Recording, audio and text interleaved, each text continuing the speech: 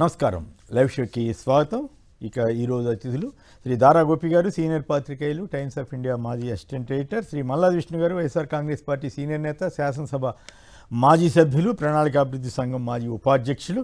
ఈరోజు ప్రధానంగా సంపద లేదు కానీ ఏపీ అప్పులు చెప్పగా మార్చేశారని కాగ్ రిపోర్ట్ ఆధారంగా వచ్చిన వార్త, అలాగే మద్యం కేసులో బలవంతంగా సాక్ష్యాలు తీసుకోవటం, రిమాండ్ రిపోర్ట్లు ఇష్టం వచ్చినట్టు రాయటం, ముందే రిపోర్ట్లో ఎవరెవరి పేరులో పెట్టేయటం, వాళ్ళు ఇష్టం వచ్చినట్టు చేస్తున్నారు. మరి చంద్రబాబు మీద ఇంతకుముందు వచ్చిన మద్యం కేసు ఏమైంది, దాని గురించి కూడా మరి సిఐడి ఏమన్నా పురమాయిస్తుందా, అదేమీ చెప్పకుండా చేస్తున్న పైన, అలాగే భూములు ఇవ్వలేమని రైతులు, అమరావతి రైతులు ఈ కొత్తగా మళ్ళీ ఒక 44,000 ఎకరాలు తీసుకోవడానికి వాళ్ళు మొత్తుకుంటున్నారండి. ఇంతవరకు ఏం చేయలేదు, పెట్టలేదు, మళ్ళీ ఈ భూములు ఏంటి, ఈ గోల ఏంటని పూలింగ్కి మా హుద్దని అంటున్నారు. ఇక సంక్షేమ కార్యక్రమాలు భజంత్రి మీడియా, భజంత్రి బిల్డప్ బాబాయిలు ఇక సంక్షేమం అమలు చేయబోతున్నట్లుగా ఇప్పుడు బిల్డప్ ఇస్తున్నారు. అయితే విషయం ఏంటంటే టీడీపీ కార్యకర్తలు గతంలో ఈ చెట్టు నీరు కింద కొన్ని వందల కోట్ల రూపాయలు, వేల కోట్ల రూపాయలైన పనులు చేసినట్టుగా చూపించి అనేకం చేయకుండానే విజిలెన్స్ రిపోర్ట్లో తేలింది. ఇప్పుడు ఆ విజిలెన్స్ రిపోర్ట్లో అక్రమాలు చేసిన వాళ్ళందరికీ ఇచ్చేస్తున్నట్టున్నారు. ఇది విజిలెన్స్ రిపోర్టే కాదు, బీజేపీ నేత ప్రస్తుతం ఎమ్మెల్సీగా ఉన్న సోమవీర్రాజు ఆ రోజుల్లో చెప్పారు మొత్తం నాగేశారు చెట్టు నీరు కిందని. ఇప్పుడు వాళ్ళందరికీ వాళ్ళ సంక్షేమం కోసం పనిచేస్తున్నట్టుంది. ఇక అట్లాగే ఈ వైసీపీ మేయర్, కడప ప్రతిష్టాత్మకం కాబట్టి రేపు మహానాడు జరుగుతుంది కాబట్టి ఇమ్మీడియట్గా ఏదో రకంగా ఆ వైసీపీ మేయర్ని తొలగించినట్లుగా అనిపిస్తూ ఉంది. మరోవైపు రామగిరి మండలం కోసం, మండల పరిషత్ కోసం ఇవి పడుతున్న పాటలు ఇవన్నీ కూడా చూస్తున్నాం. వీటన్నిటి మీద చర్చలోకి వెళ్దాం. ముందుగా తెలంగాణ వార్తలకు వెళ్తే, కట్టిన 3 ఏళ్లకే కూలింది. ఈ భూ ప్రపంచంలో ఇలాంటి ప్రాజెక్టు కాళేశ్వరం ఒక్కటే. నిజాం నెహ్రూలు కట్టిన జలాశయాలు నేటికి చెక్కు చెదరలేదంటూ సీఎం రేవంత్ రెడ్డి ఘాట్ వ్యాఖ్య. అధికార పెత్తనమంతా నలుగురిదే.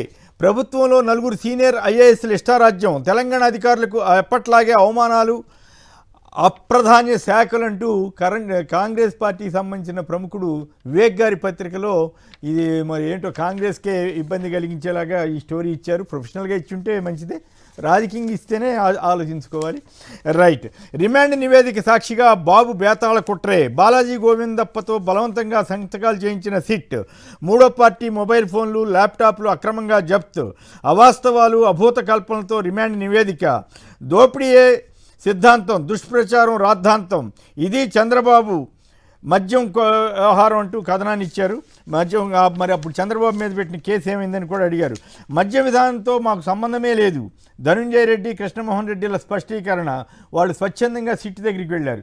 తన అరెస్ట్ అక్రమం అంటూ రాజకేశిరెడ్డి సుప్రీంకోర్టులో కేసు వేస్తే అది వాళ్ళు విచారణకు తీసుకున్నారు. మద్యం ముడుపులు అంటూ ఇక బాలాజీ మీద ఈయనకే ఇప్పుడు 10 మందిని ఎంతమందినో అరెస్ట్ చేసి ఉంటారు కదా, సుమారుగా 5 నుంచి 10 మంది. ప్రతి అరెస్ట్ చేసినప్పుడల్లా ఈయన అని రాశారు, ఇప్పుడు ఈయనని రాస్తున్నారు. ఈ రకంగా చెత్తా చెదారం అంతా పోగు చేసుకొచ్చి రాస్తున్నారు బిల్డప్ బాబాయిలు, భజంత్రీ గళ్ళు.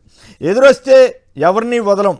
రామగిరికి ఆగని రక్త చరిత్ర అంటూ రామగిరిలో ఇప్పుడు ఆ మండలం కుప్పంలో ఎట్లా చేశారు, ఇప్పుడు అన్ని చోట్ల అట్లాగే చేస్తున్నారు.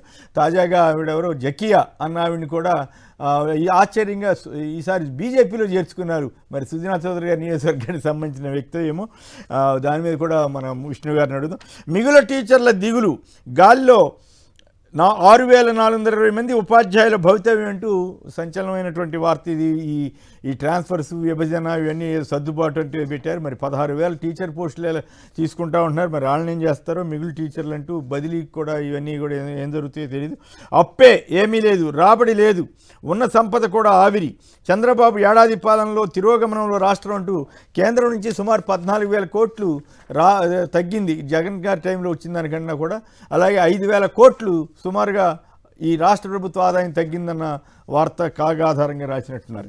కక్ష సాధింపు కొనసాగింపు. కడప మేయర్ సురేష్ బాబు తొలగింపు. కడప మేయర్ పీఠంపై కన్నేసిన టీడీపీ. బుడమేరు గండ్లు పూడుస్తారా లేదా, మంత్రి నిమ్మలను నిలదీసిన రైతులు. గండ్లు పూడ్చుకుంటే సాగుకు అవకాశం లేదని ఆందోళన. సమీకరణకు భూములిచ్చే ప్రసక్తి లేదు. గతంలో భూములిచ్చిన వారి పరిస్థితి చూస్తే భయమేస్తోంది. రైల్వే లైన్, అంతర్గత రోడ్లకు సానుకూలమే కానీ పూలింగ్కు ఒప్పుకునేది లేదు. రాజధాని భూసేకరణ గ్రామాల్లో రైతుల వెల్లడి.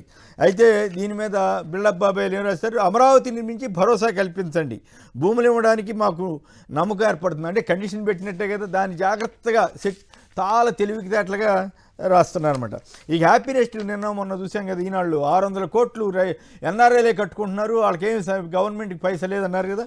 ఇప్పుడు తాజాగా వచ్చింది ఏంటంటే హ్యాపీనెస్ట్ 315 కోట్లు లాస్ట్, నిర్మాణ వ్యయం భారీగా పెంపు, ప్రభుత్వమే భరిస్తుందని మంత్రి నారాయణ స్పష్టీకరణ. ఇది ప్రభుత్వం ఎవరి కోసం పనిచేస్తుందన్నది ఇప్పుడు అర్థమవుతూనే ఉంది. అలాగే అగ్రికల్చర్ యూనివర్సిటీకి సంబంధించి జగన్ గారి టైంలో బిల్డింగ్లు 4 ఏళ్లలో పూర్తి చేసిన వార్త. అంటే చంద్రబాబు గారు 4 ఏళ్ళు అంతకుముందు బ్లూ ప్రింట్ అని ఈవెంట్ ఫొటోస్ అని ఇవన్నీ చేస్తే జగన్ గారు కట్టి చూపించారు. అయితే ఇవన్నింటినీ కప్పిపుచ్చి అసలు అభివృద్ధి జరగలేదని ఆ రోజుల్లో ప్రచారం చేశారు. ఉచిత సిలిండర్లు నగదు ముందుగానే లబ్ధిదారుల ఖాతాల్లోకి వేస్తామంటూ మరి నిజంగా వేస్తారో ఎంతమందికి వేస్తారో ఏమో తెలియదు, కానీ దాన్ని హైలైట్ చేస్తూ భజంత్రి బిల్డప్ బాబాయిలు బ్రహ్మాండంగా మరి ఎంతకాలం ఎందుకు వేయలేదన్న దాని మీద రాయలేదు. మహానాడులోగా ఉపాధి, నీరు చెట్టు, పెండింగ్ బిల్లులు చెల్లింపంట. మొత్తం అక్రమాలు చేసిన వాళ్ళందరికీ 670 కోట్లు ఎంతో సుమారుగా మొత్తం ఇచ్చేసేస్తారట. తర్వాత మరియు భజంత్రి బిల్డప్ బాబాయ్ రాసింది చూడండి, సంక్షేమ సందడంట.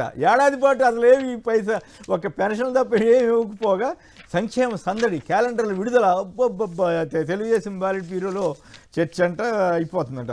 టీడీపీ కార్యకర్తలకు 660 కోట్లు చెల్లిస్తాం, మహానాడులోగా నీరు చెట్టు ఉపాధి పనుల పెండింగ్ బిల్లులు క్లియర్ చేస్తాం, పాఠశాలలు తెరిచేలోపు తల్లికి వందనం, టీడీపీ పాలిట్ బ్యూరో నిర్ణయం.